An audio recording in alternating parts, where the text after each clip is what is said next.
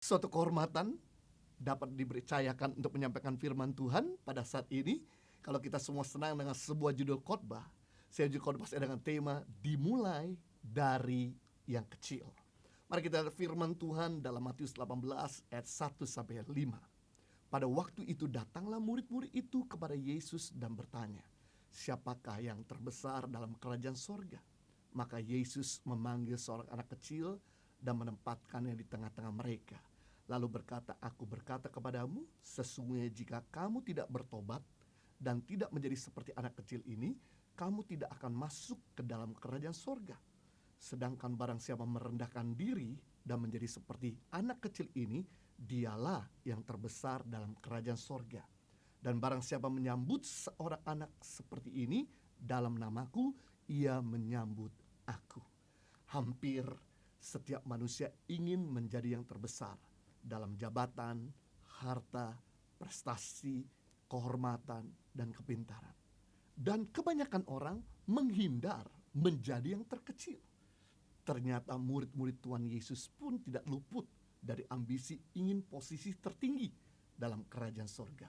Mereka menganggap kerajaan sorga suatu kerajaan yang dipimpin oleh Tuhan Yesus sebagai raja, maka mereka sebagai pengikutnya pasti diberikan jabatan. Pertanyaan tentang siapa murid Tuhan yang menduduki posisi tertinggi di antara mereka memenuhi pikiran setiap murid-muridnya. Yang pertama Petrus, yang selalu dipercaya menjadi jubir Tuhan Yesus, bahkan diberikan kunci kerajaan sorga. Ia berharap untuk mendapatkan posisi menjadi dewan penasehat, menjadi wakil utama dalam kerajaan sorga, dengan begitu menjadi yang terbesar. Yang kedua, Yudas, pengurus keuangan. Ia berharap dapat diangkat sebagai bendahara utama, sehingga ia dapat menjadi terbesar walaupun sekarang ia dianggap yang kecil. Yang ketiga, Yohanes adalah murid yang paling dikasihi oleh Yesus dan mendapat tempat khusus di hatinya, sehingga ia juga berharap agar dapat posisi menjadi yang terbesar. Yang keempat, Andreas adalah murid yang pertama kali dipanggil oleh Yesus. Bahkan dia yang membawa Simon Petrus saudaranya kepada Yesus. Dan dia juga yang membantu Yesus mendapatkan anak kecil yang punya 5 roti dan 2 ekor ikan, agar 5.000 orang dapat kenyang. Jadi Andreas berharap ia menjadi pilihan utama juga. Padahal pertama kali Tuhan Yesus memanggil murid-murid, mereka tidak pernah berpikir dapat posisi, dapat harta, dapat jabatan dan lain sebagainya. Ketika mereka mengikut Yesus, mereka tinggalkan posisi mereka, mereka tinggalkan pekerjaan mereka, dan mereka ikut dengan segenap hati. Tapi berjalannya waktu, ternyata motivasi mereka telah berubah. Mereka ingin jabatan, mereka ingin menjadi yang lebih tinggi daripada yang lain. Ketika mereka menuntut kepada Tuhan Yesus mengenai menjadi yang terbesar dalam kerajaan surga, ternyata jawaban Tuhan Yesus di luar dugaan mereka. Ia malah memanggil seorang anak kecil dan menempatkan di tengah-tengah mereka. Sebenarnya Yesus tidak mempermasalahkan murid-murid ingin menjadi terbesar, tapi dia sedang mengajarkan cara benar untuk menjadi yang terbesar. Hal yang sama dengan kita. Sebenarnya tidak ada salah kalau kita pengen punya mimpi yang besar. Kita pengen memiliki usaha yang semakin maju, karir yang semakin tinggi, harta yang semakin berlimpah, bahkan ingin terus naik dan turun. Tidak ada salahnya. Tapi ada cara yang perlu kita lakukan, yaitu kita akan belajar dari cara anak kecil, atau belajar seperti anak kecil untuk menjadi yang terbesar. Yang pertama, kita belajar anak kecil memiliki sikap yang mudah dibentuk dan diajar. Mengapa Yesus memakai contoh anak kecil? Untuk mengajar sikap kerendahan hati seorang murid. Karena anak kecil memiliki sikap yang terbuka untuk diajar, dibentuk, dan diatur. Matius 18 ayat 3 dan 4 lalu berkata, aku berkata kepadamu, sesungguhnya jika kamu tidak bertobat dan menjadi seperti anak kecil ini, kamu tidak akan masuk dalam kerajaan sorga. Sedangkan barang siapa merendahkan diri dan menjadi seperti anak kecil ini, dialah yang terbesar dalam kerajaan sorga. Kata bertobat di sini artinya mau berubah. Sikap mau berubah dan sikap rendah hati merupakan sikap dan karakter kerajaan surga. Anggota kerajaan surga bukan terdiri orang-orang yang sombong, yang merasa diri pantas, bahkan berjasa untuk mendapat kewarganegaraan surga. Justru mereka sadar bahwa hanya oleh anugerahnya mereka beroleh menjadi anggota kerajaan surga dan dipakai oleh Tuhan. Mereka adalah orang-orang yang taat, tunduk, dan sedia diatur oleh sang raja. Di hadapan sang raja, mereka yang terbesar, anak kecil, ada contoh kepolosan yang mau atau mudah dibentuk. Kenapa? Kan lebih mudah membentuk anak kecil daripada orang dewasa. Anak kecil itu seperti semen basah, sedangkan orang dewasa itu seperti semen kering. Itu sebabnya kami di Yayasan Tahan Pengharapan, kami selalu mengadopsi anak-anak sejak kecil, sejak mereka di PAUD. Kemudian kita udah mulai sekolahkan mereka, kita sudah mulai kasih makan buat mereka sampai mereka SD. Begitu mereka lulus SD, kami pilih dari mereka yang berpotensi untuk kita masukkan dalam asrama. Sejak dimulai SMP 1 sampai kemudian kuliah. Dan begitu lulus kuliah, kita kembalikan ke daerah mereka untuk mereka menjadi pemimpin, untuk mereka mempengaruhi hal yang baik. Hal ini gak mungkin terjadi kalau kami memulai dari anak yang sudah dewasa.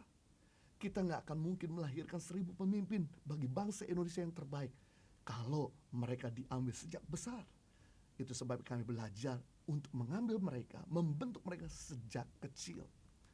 Tuhan Yesus mau kita seperti anak kecil yang mudah untuk dibentuk, yang tidak ngeyel, tidak bebal, tidak kurang ajar. Jika Anda ingin menjadi yang terbesar, yang kita perlu lakukan saat Anda diproses, jangan berontak. Karena sikap ingin melawan bukan ciri karakter kerajaan surga. Kalau Anda jadi besar, tapi Anda tidak punya karakter, maka Anda akan jadi seperti Hitler, sombong dan kejam. Yang berikutnya, saat Anda buat kesalahan, teachable-lah dan rendah hatilah untuk menerima masukan supaya Anda lebih baik. Karena king of success in the Bible, they were king of failure. Raja-raja sukses dalam Alkitab, mereka adalah raja-raja gagal sebelumnya. Tidak ada Yosua yang bisa masuk membawa bangsa Israel tanah perjanjian kalau dia tidak pernah dimentor oleh Musa selama 40 tahun. Tidak pernah dibentuk, tidak pernah diproses, tidak pernah dididik, tidak pernah didisiplin. Dan tidak ada Musa bisa mengeluarkan bangsa Israel perbudakan kalau dia tidak pernah dimentor oleh Yitro selama 40 tahun. Kita bisa melihat tidak ada Elisa tanpa Elia, tidak ada Timotius tanpa Paulus. Sama juga king of success in the world, they were king of failure. Orang-orang sukses di dunia ini, mereka adalah orang-orang gagal sebelumnya. Tidak ada Michael Jordan tanpa Phil Jackson, dan tidak ada Cristiano Ronaldo tanpa Sir Alexander Ferguson. Padahal pemain mengerti, mereka membayar pelatih untuk disuruh-suruh. Namun kenapa pemain tanpa harus bayar pelatih? Walaupun disuruh-suruh, biasanya orang dibayar untuk disuruh-suruh. Tapi ini pemain membayar pelatih untuk minta disuruh-suruh. Lagi tidur baik-baik, nyenyak-nyenyak dibangunin. Lagi makan enak-enak disuruh berhenti. Lagi main betul-betul disalah-salahin. Ternyata pelatih dibayar untuk melihat blank spot, untuk melihat kekurangan, kelemahan, kesalahan pemain. Sehingga 95% waktunya main di stadion pribadi, dia mengurangi try error oleh correction dari pelatihnya. Hal inilah yang membuat dia tampil di stadion orang lain 5% waktunya dengan sangat elegan. Wow, amazing. Dari hasil survei, orang besar atau pemimpin muncul 10% karena bakat. Mungkin karena orang tua jago memimpin, maka bakat kepemimpinan turun, itu cuma 10%. Hasil survei, orang besar muncul 5% karena krisis. Mungkin karena orang tua udah gak ada, sebagai anak paling tua harus memimpin adik-adiknya, cuma 5%. Tapi orang hebat muncul dari hasil survei 85% karena dimentor. Makanya memiliki sikaplah seperti anak kecil yang dikoreksi, yang ditegur, enggak mengeyel, enggak marah, enggak ngambek. Berikutnya, saat Anda sedang dibentuk, jangan marah, supaya Anda dipakai Tuhan sesuai dengan rencana yang besar. Saya teringat waktu Daud mengalahkan Goliat. Betul, karena penyertaan Tuhan yang dahsyat bersama dengan Daud. Tapi juga Daud mengalahkan Goliat. Dia mengambil 5 batu yang halus kecil dari sungai. Sebetulnya 5 batu tersebut sebelumnya bertahun-tahun yang lalu itu besar, runcing, kasar. Tapi karena benturan batu-batu yang lain, karena arus yang keras, karena panas dan keras dingin, akhirnya batu yang besar jadi kecil, batu yang runcing jadi halus. Dan karena dia stay, tidak berontak dan tidak bergeser, kemudian Daud melihat, dia ambil 5 batu itu dan dia pakai untuk menaklukkan dan mengalahkan Goliat. Berarti hal yang sama. Ketika kita sedia untuk dibentuk, diproses, ketika kita bersedia untuk ditekan, ketika kita bersedia untuk dididik, dan kita tidak ngeyel, kita tidak berontak, tidak ngambek, maka begitu kita sudah siap, Tuhan akan mengambil kita dan memakai kita untuk kemuliaan dan pekerjaan-pekerjaan yang besar. Yang kedua, mengapa Yesus memakai contoh anak kecil untuk menjadi besar? Supaya kita belajar menghargai perkara-perkara kecil. Yang besar itu selalu datang jika kita setia mengerjakan perkara kecil. Karena sesuatu yang besar dimulai dari yang kecil. Sesuatu yang banyak dimulai kita setia mengerjakan yang sedikit. Yang besar selalu datang jika kita mengerjakan perkara kecil. Karena besar itu akibat dari sebabnya itu yang kecil. Itu sebabnya kita tidak perlu mengejar akibatnya, tapi kita perlu memperhatikan sebabnya yang kecil. Yang banyak itu datang jika kita setia mengerjakan yang sedikit. Karena banyak itu akibat dari sebabnya itu yang sedikit. Belajar menghargai hal yang kecil, hal yang sedikit, jika kita ingin mendapatkan hal-hal yang besar. Anda akan kehilangan apa saja yang Anda tidak pernah hargai. Kita akan kehilangan apa saja yang kita gak pernah hargai. Biasanya yang kecil itu kita gak pernah hargai. Coba aja, Anda gak pernah menghargai barangmu, Anda akan kehilangan barangmu. Anda gak pernah menghargai kesehatanmu, Anda akan kehilangan kesehatan. Anda tidak menghargai keluargamu, Anda akan kehilangan keluarga. Anda tidak menghargai pekerjaanmu, Anda akan kehilangan pekerjaan. Anda gak menghargai firman Tuhan, Anda akan kehilangan firman Tuhan yang membangun hidupmu, mengubah kehidupanmu, memberikan kekuatan buat hidupmu. Sama dengan Indonesia pernah tidak menghargai batik. Akhirnya Malaysia mulai mau hak patenkan batik menjadi milik pusaka daripada negara Malaysia. Indonesia langsung marah. Indonesia tidak bisa terima. Pemerintah langsung bicara sama negara Malaysia. Dan sejak itulah Indonesia baru menghargai batik. Setiap hari Jumat rata-rata karyawan bekerja menggunakan batik. Tapi kita belajar di sini, jangan sampai kita kehilangan dulu, baru kita menghargainya. Too late, terlambat. Saya teringat dengan perumpamaan 5 talenta, 2 talenta, dan 1 talenta dalam Matius pasal 25. Ada satu orang tuan memiliki 3 orang hamba. Hamba yang pertama diberikan 5 talenta, hamba yang kedua diberikan 2 talenta, dan hamba yang ketiga diberikan 1 talenta. Masing-masing diberikan sesuai dengan kesanggupannya.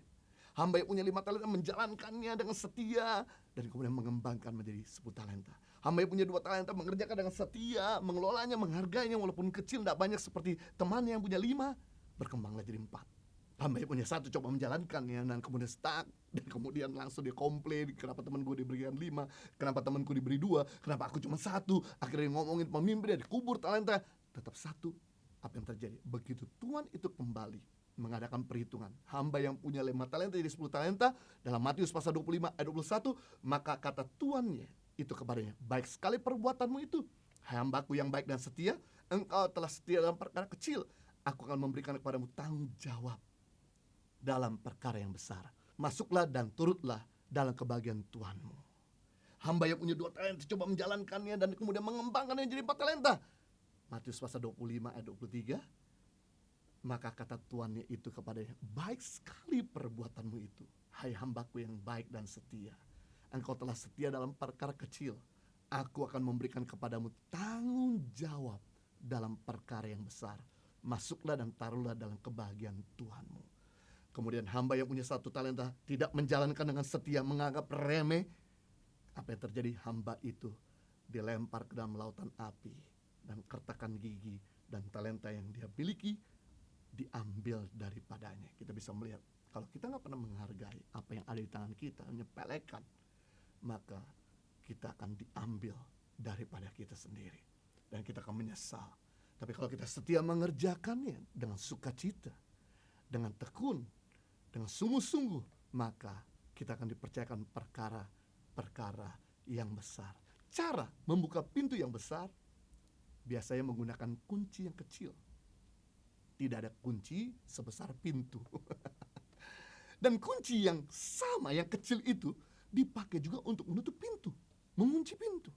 Berarti jika kita memperhatikan perkara kecil, dapat membuka hal besar.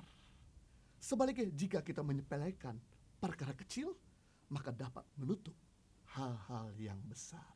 Ketahuilah, semua perkara besar selalu diawali dari hal kecil. Musa memakai tongkat yang kecil untuk membelah laut yang besar. Simpson mengalahkan 1000 orang Filistin dengan menggunakan 1 rahang keledai di tangannya. Daud memakai 5 batu yang kecil untuk membunuh Goliat yang badannya 3 kali lebih besar dari Daud. Yesus memberi makan 5.000 orang dengan 5 roti 2 ekor ikan. Yesus memberi makan 4.000 orang dengan 7 roti dan beberapa ekor ikan. Yesus pernah berkata, iman sebesar biji sesawi saja dapat memindahkan gunung. Iman sebesar biji sesawi itu adalah partikel benih terkecil di muka bumi, dapat memindahkan gunung. Betapa dahsyatnya perkara kecil. Galatia 5 ayat 9, sedikit ragi sudah menghamirkan seluruh adonan. Bahkan sedikit garam sudah memberi rasa seluruh adonan, seluruh makanan.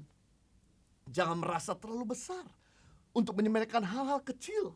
Perkara besar dihasilkan karena mereka dapat memikirkan dan mengerjakan yang orang lain tidak mau kerjakan. Tuhan tidak pernah tanya apa yang tidak ada di tangan kita, tapi Tuhan selalu tanya apa yang ada di tanganmu. Bersyukurlah dan kerjakan apa yang ada di tanganmu. Lihat yang kecil itu dapat membuka pintu yang besar. Sehingga kalau Anda menikmati yang besar, maka Anda akan sadar itu bukan karena kekuatan sendiri, tapi karena perkenanan Tuhan.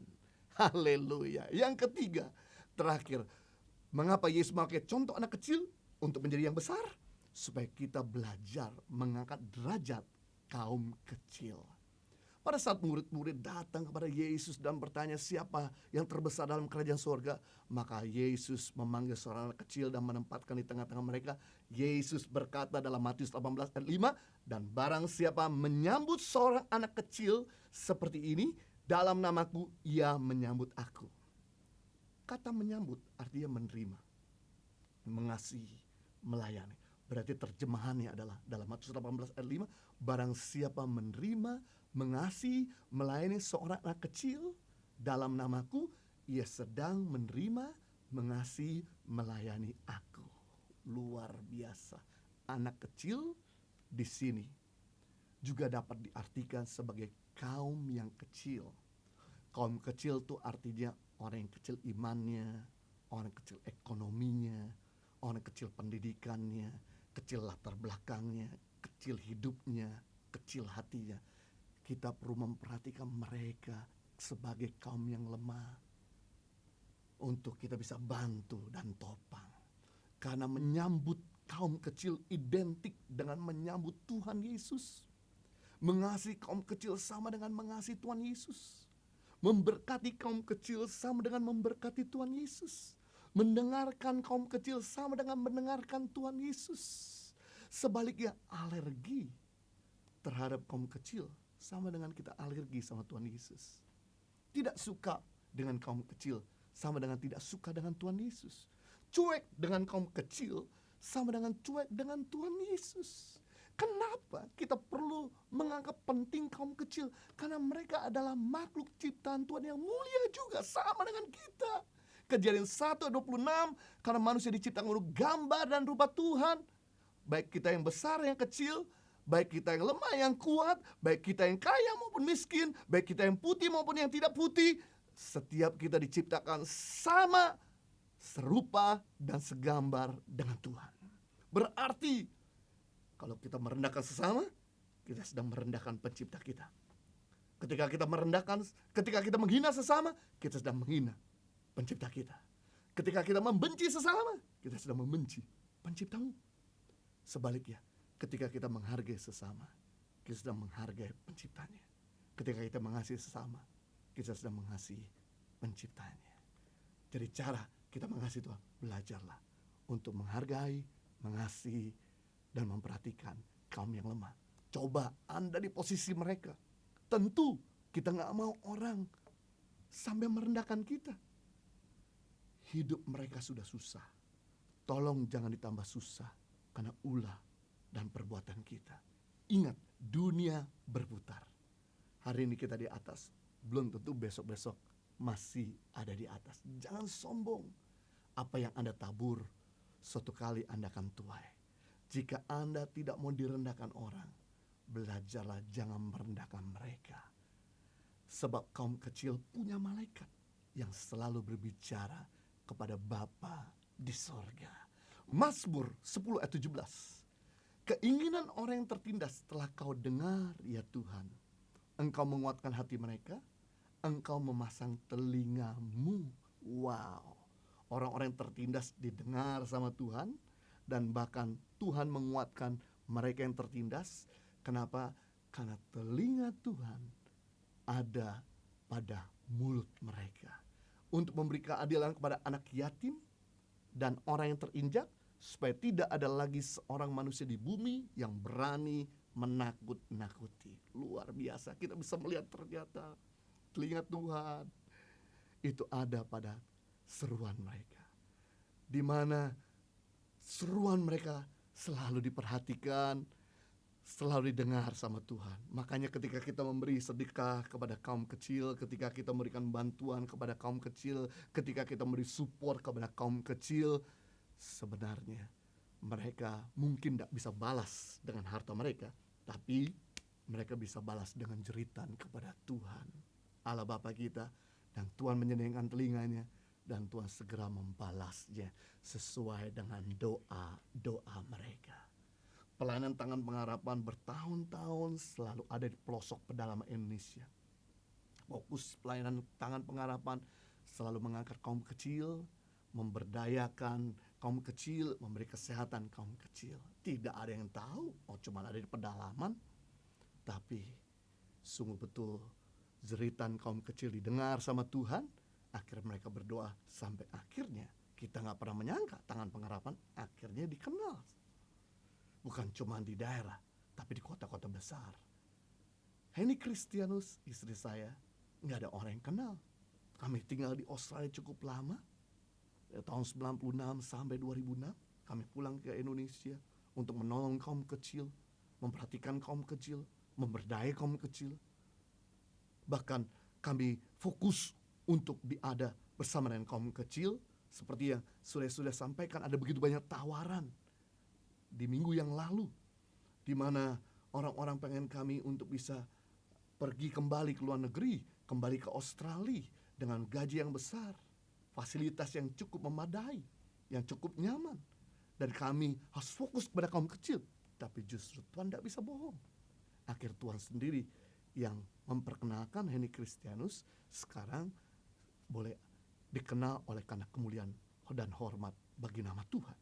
Bukan Henny yang minta dipromosikan. Istri saya betul-betul orang yang sangat low profile. Dia adalah orang yang gak mau dikenal. Dia adalah orang yang selalu menghindar dari kerumunan-kerumunan orang-orang yang mau mengangkat dia. Ini membuktikan bahwa ketika memperhatikan kaum kecil, Tuhan memperhatikannya dan mempromosikan. Yesus juga punya fokus memperhatikan kaum kecil. Yang sakit disembuhkan, yang berdosa ditolong, yang lemah dikuatkan, bahkan yang mati dibangkitkan. Itu sebabnya Bapa memberikan nama di segala nama, Tuhan di atas segala Tuhan. Kita belajar di sini cara benar untuk menjadi besar. Yang pertama, menjadi seperti anak kecil. Bukan dari sisi childishnya, kekanak-kanakannya, tapi memiliki sikap yang mudah dibentuk dan diajar. Yang kedua, cara benar untuk menjadi besar. Hargailah perkara-perkara kecil. Jangan enteng dan rendahkan atau remeh. Yang ketiga, cara benar untuk menjadi besar, angkat derajat kaum yang kecil. Saya percaya Tuhan akan membawa kita terus maju, terus berkembang, terus diberdaya, dipermudah, bahkan ditolong oleh Tuhan. Tuhan Yesus memberkati. Mari kita berdoa. Bapa di surga, kami bersyukur untuk firman-Mu yang telah menginspirasi dan menolong kami, sehingga kami belajar hari ini betapa pentingnya untuk kami memperhatikan perkara kecil. Kami belajar hari ini seperti anak kecil yang mau dibentuk, mau dibimbing, mau diajar, supaya kami jangan ngeyel seperti orang yang susah dibentuk, seperti orang yang bebal. Tapi kami belajar seperti anak kecil yang mudah diatur, yang mudah untuk dibimbing, dan akhirnya menjadi orang-orang yang berhasil di kemudian hari, menjadi orang-orang yang bawa kemuliaan, hormat bagi nama Tuhan. Belajar yang kedua, untuk cara benar kami menjalankan segala sesuatu yang ada di dunia ini, yaitu memperhatikan perkara-perkara yang kecil. Kami belajar untuk tidak meremehkan apa yang ada di tangan kami. Kami belajar untuk tidak iri dengan keberhasilan orang. Kami belajar untuk tidak menginginkan apa yang dimiliki orang lain. Tapi kami belajar untuk kami memperhatikan, mengerjakan dengan yang terbaik apa yang sudah Tuhan percayakan. Karena itulah yang akan membuka pintu-pintu yang besar. Kami belajar yang ketiga, cara benar untuk kami bisa menjadi besar, yaitu mengangkat derajat kaum yang kecil. Dengan kami memperhatikan mereka, Tuhan memperhatikan kami. Dengan Tuhan memperhatikan kami, maka Tuhan akan terus membawa kami from glory to glory, success to success, victory to victory. Demi nama Yesus, kita semua sudah diberkati. Sama-sama katakan amin.